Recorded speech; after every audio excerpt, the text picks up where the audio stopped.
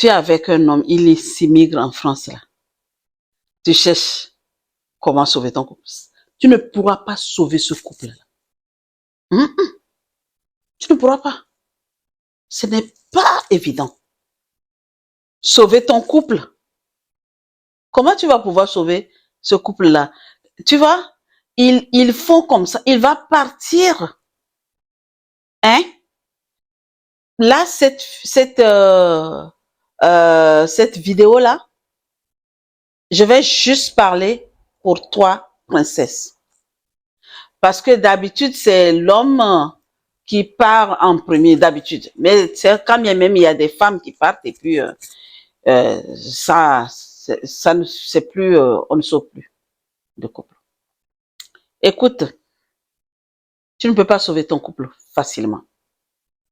Quand le monsieur part, c'est pas facile. Ça, je te le dis. Oui, tu as très bien compris ce que je suis en train de te dire. Ce n'est pas évident. C'est des pervers quand ils partent comme ça, là, la perversité là. Hein, ils viennent là, ils ne voient plus rien. C'est fini, toi, c'est effacé. Madame ou princesse, toi qui m'écoutes, tu es en train de vivre cela aujourd'hui. Le monsieur, vous avez tout fait, vous avez réussi à cotiser, faire des trucs pour que lui, il puisse partir en premier et après tu vas le suivre avec les enfants. Et là, il est parti et ça a commencé à battre de l'air, à vaciller et tu te demandes comment faire pour sauver ton couple. Je comprends. Je te comprends parfaitement.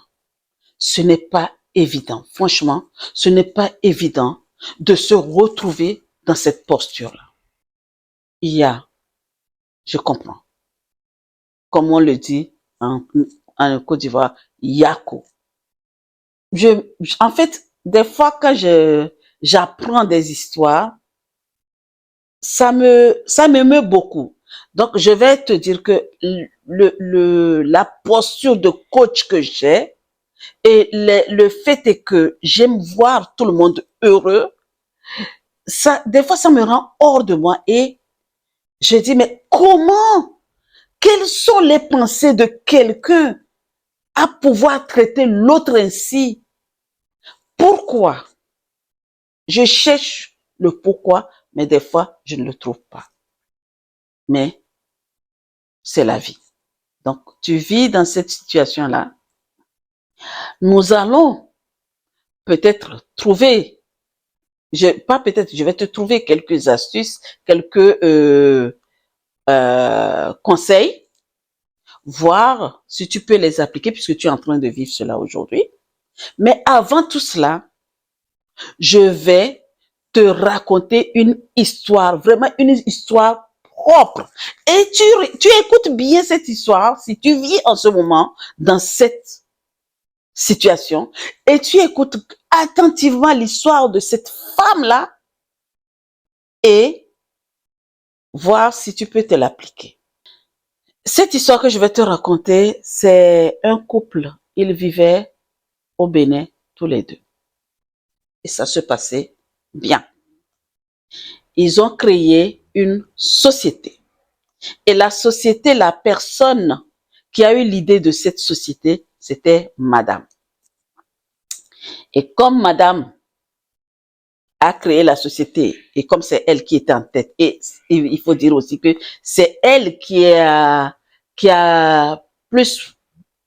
beaucoup de papiers, plus de diplômes que le monsieur. Donc, imagine que c'est elle la présidente de la société.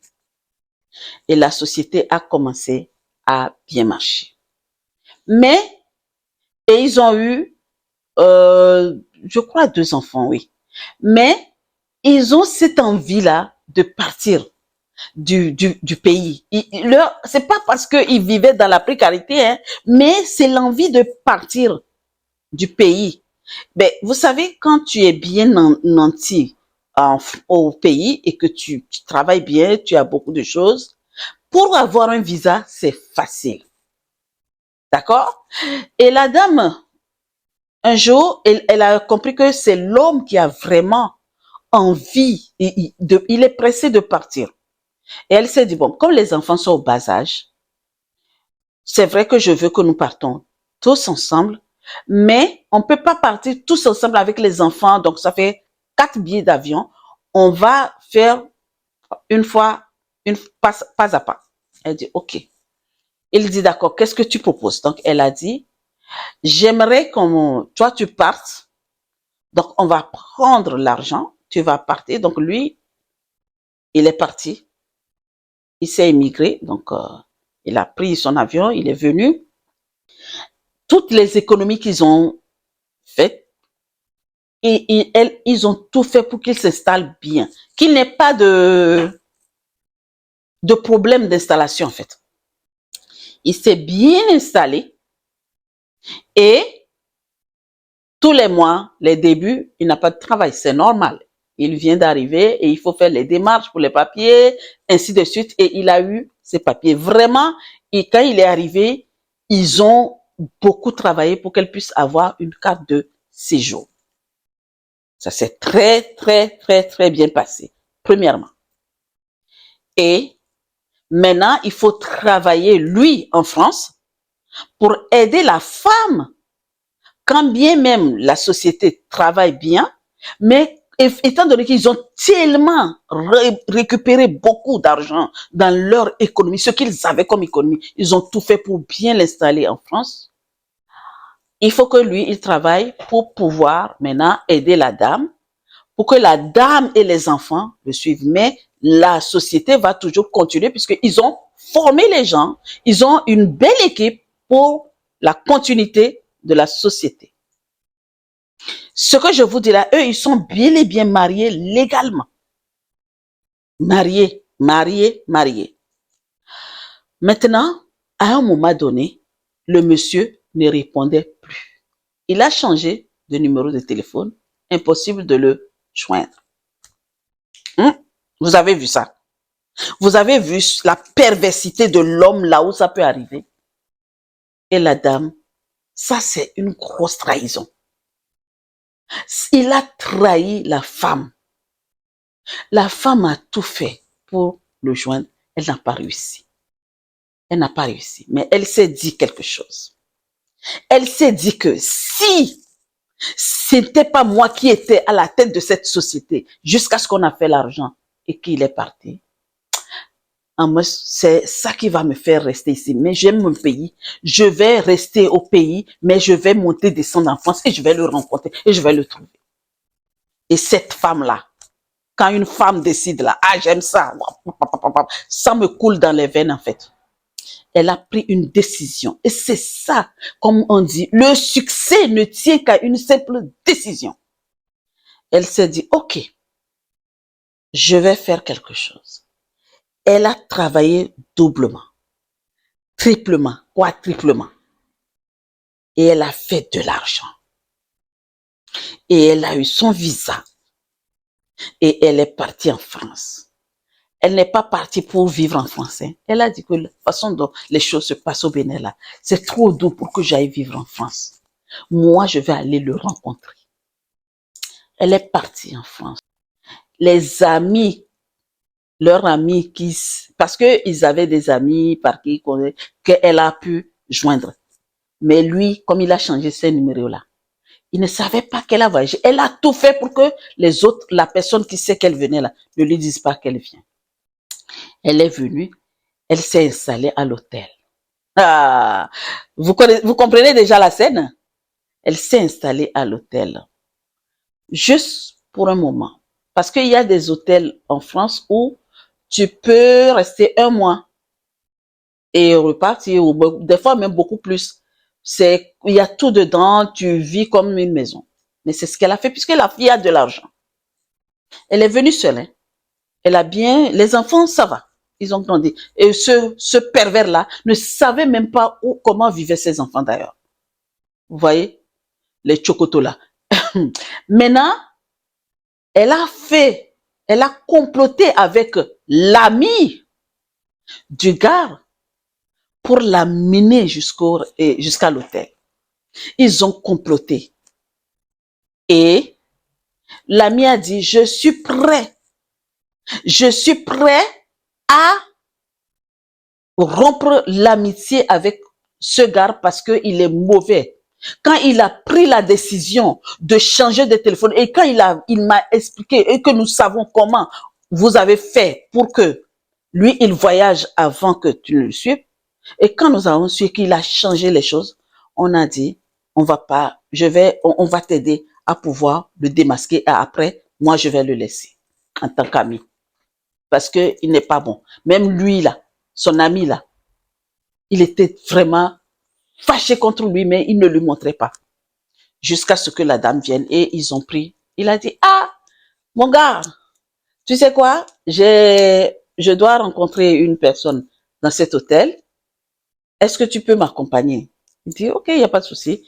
Et on va aller au resto en même temps. Bref, ils ont fait leur truc bien, bien, bien. Le resto à l'hôtel. Et ils sont partis bien, ils sont assis et tout ça là. Quelques moments après, qui descend des escaliers? C'est madame. Mon Dieu, vous savez quoi? S'il avait un médicament pour disparaître, il allait disparaître d'un coup. Il a écarquillé ses yeux. Vous savez comment il fait froid en France? Même si c'est en été, dans un hôtel et dans un restaurant, en été, on met les clims. Mais franchement, le gars dégoulinait. Il n'arrivait même plus à parler. Sa bouche, ça papa. Et son ami a dit que, tu sais, mon gars, même si notre amitié va s'arrêter aujourd'hui. La femme, elle est assise, elle n'a rien dit. Elle lui a juste regardé droit dans les yeux et lui dire merci. J'ai juste pris mon avion pour venir te dire merci. Merci pour tout ce que tu as fait. Le reste, c'est toi. Il n'a pas mangé, hein. Personne n'a mangé. Parce que comme il est arrogant. Ouais, pourquoi tu peux me faire ça? Donc, son ami, hein, tu ne pouvais pas me dire, ce n'était pas de ma faute. Je ne sais pas ce qui s'est passé. Il dit, je ne sais pas ce qui s'est passé. Je pense que c'est le diable. Quel diable? Toujours les Africains mettent tout le coup du diable. Diable, il n'a rien fait. Même des fois, même lui-même, il ne vous regarde même pas. Désolé de vous le dire. Focalisez-vous sur qui? Dieu. Et arrêtez, mettez le diable de côté. Quand tu as le vrai Dieu en toi, là, tu vas pas penser, tu vas pas dire que c'est le diable. D'accord? Donc, c'est comme ça l'histoire s'est passée et la dame est juste venue lui dire merci. Mais du coup, après, elle a commencé à faire ses affaires. France-Bénin, mais bon, ça c'est une autre chose. Elle a bien vécu et elle vit bien avec ses enfants. Les enfants ont grandi et c'est une histoire propre. Que ça peut t'arriver. Peut-être toi, tu es en train de vivre cela aujourd'hui. Ton compagnon, il est parti ou ton mari, il est parti. Parce que vous êtes mariés légalement. Il s'est immigré en France et il est parti. Et puis c'est fini. Il coupe les ponts. Ne te prends pas la tête. C'est comme je vous dis tous les jours. Je vous dis que dans un couple, c'est la communication. Donc, les débuts, quand il parle, il faut savoir communiquer. Quand bien même cette femme, l'exemple, l'histoire que je vous ai racontée, ne veut pas dire qu'elle n'avait pas communiqué, mais c'est que lui, il avait déjà quelque chose derrière la tête. Donc, si un homme te fait ça, c'est qu'il a déjà préparé son coup. Donc, qu'est-ce que tu dois faire? Travaille. Je n'arrête pas de dire, fais une santé financière et occupe-toi de tes enfants. Parce que les enfants, là, ils voient ce qui se passe. Toi, la dame qui te bat pour vraiment subir aux besoins de tes enfants, là, ils savent. Et donc, comme ils savent, ils vont te le rendre au centuple. Donc, travaille et occupe-toi de tes enfants. Peut-être qu'il n'est pas fait pour toi. Cet homme n'est pas fait pour toi, tu n'arrives pas à sauver ce couple. Donc, il n'est pas fait pour toi. Comme je dis, des fois dans des vidéos, je dis, des fois, on va se marier avec quelqu'un et la personne n'est pas notre homme. Donc, si la personne n'est pas notre homme, vous vous séparez. Il va toujours arriver quelque chose pour vous séparer. Donc, princesse, toi qui m'écoutes, tu as écouté l'histoire de la dame. Si tu es dans cette situation aujourd'hui et que tu cherches à savoir comment faire pour sauver ton mariage, s'il est toujours en contact avec toi, privilégiez les communications. La communication maintient toujours, peu importe le rythme, maintient les communications. D'accord? C'est la clé de toute chose. Fais ce qui est en ton pouvoir pour pouvoir sauver ce mariage-là, même en étant loin. Parce qu'il y a, c'est vrai, il y a des hommes, quand ils partent comme ça, et après, comme il est parti, fais tout, travaille beaucoup pour vraiment l'aider à pouvoir faire quoi? Le recouvrement familial. Le recouvrement familial est fait pour des familles. D'accord? Étant donné que vous êtes mariés légalement, le recouvrement familial, c'est bien. Communication, regroupement familial et tout le reste qui suit. Respecte et ne sois pas jalouse. N'amène pas, ne lui demande pas, donne-lui un peu de, fais-lui confiance en fait.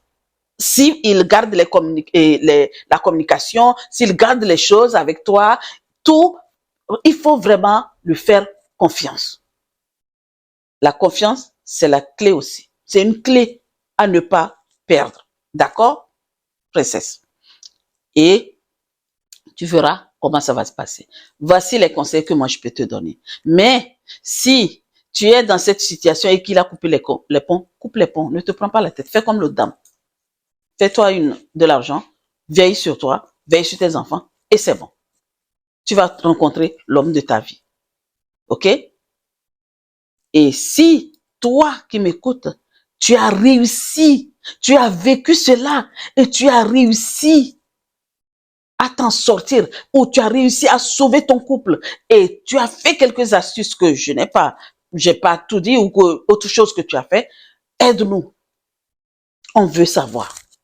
Quelqu'un qui me suit, peut-être peut lire tes commentaires et ça va pouvoir l'aider. Mais toi qui n'arrives pas à t'en sortir, tu cherches à quoi faire et que même tu as fait toute méthode, tu as cherché partout, tu as mis la communication au centre, tu as fait, tu n'arrives pas. Écris-nous aussi. D'accord? En fait, j'ai toujours dit quelque chose. L'homme et la femme, vous n'êtes pas nés ensemble. L'homme est né par une maman et toi aussi tu es né par une autre mère. OK? Donc, ce n'est pas acquis. OK? Le mariage là n'est pas un fin en soi. Donc, toute chose peut arriver. Voilà. Je te laisse sur ces mots. Mais là, ma question là est que, est-ce que ta vie n'est pas plus précieuse que le mariage qui vacille? C'est tout. Réponds-moi dans les commentaires. Sur ce, je te souhaite une très agréable journée et beaucoup de courage si tu vis dans cette situation.